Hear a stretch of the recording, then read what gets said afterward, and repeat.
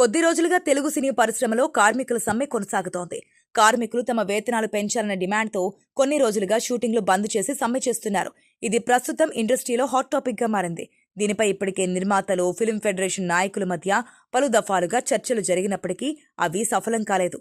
దీంతో ఈ సమస్య ఇంకా కొలిక్కి రాలేదు. అందుకే తాజాగా ఇదే వ్యవహారంపై నిర్మాతలు సమావేశమయ్యారు. ఈ మీట్కు నిర్మాత వివేక్, కూచిబుట్ల, రాధామోహన్, మైత్రి మూవీ మేకర్స్ చెర్రీ పాల్గొన్నారు. ఈ సందర్భంగా వారు పలు ఆసక్తికరమైన వ్యాఖ్యలు చేశారు.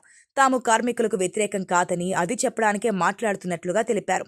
అలాగే నిర్మాతలు ఇప్పటికే కార్మికులకు ముందు ఉంచిన 4 ప్రతిపాదనలను అంగీకరిస్తే వేతనాల పెంపుపై మాట్లాడేందుకు ఎలాంటి అభ్యంతరం లేదని, దానిపై మాట్లాడేందుకు రెడీ అన్నారు. అయితే ఈ 4 ప్రతిపాదనల్లో గతంలోనే 2022లో రెండింటికి కార్మికులు ఒప్పుకున్నారని, ఇంకో రెండింటి దగ్గరే అసలు సమస్య ఉందని అన్నారు. దీనిపైనే పలుమార్లు చర్చలు జరిగినట్లు చెప్పారు. టాలెంట్ ఉన్న వాళ్ళను ఎవరినైనా సరే నియమించుకునే ఛాన్స్, డాన్సర్లు, ఫైటర్లు రేషియో లేకుండా చూడడం అనే 2 ప్రతిపాదనలకు కార్మికులు ఒప్పుకున్నారు.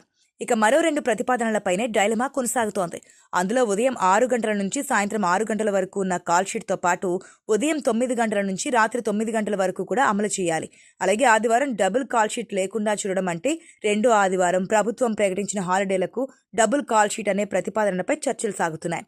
అయితే మరోవైపు కార్మికులు కూడా ప్రస్తుతం సినీ పరిశ్రమలో నెలకొన్న పరిస్థితులు చూడాలని, ఇకనైనా కాస్త అర్థం చేసుకుని నిర్మాతలకు సహకరించాలని ప్రొడ్యూసర్లు కోరారు. కాగా ఈ అంశంపై ఇప్పటికే జరిగిన చర్చల్లో కార్మికులకు వేతన పెంపుపై నిర్మాతలు ఓకే చెప్పారు.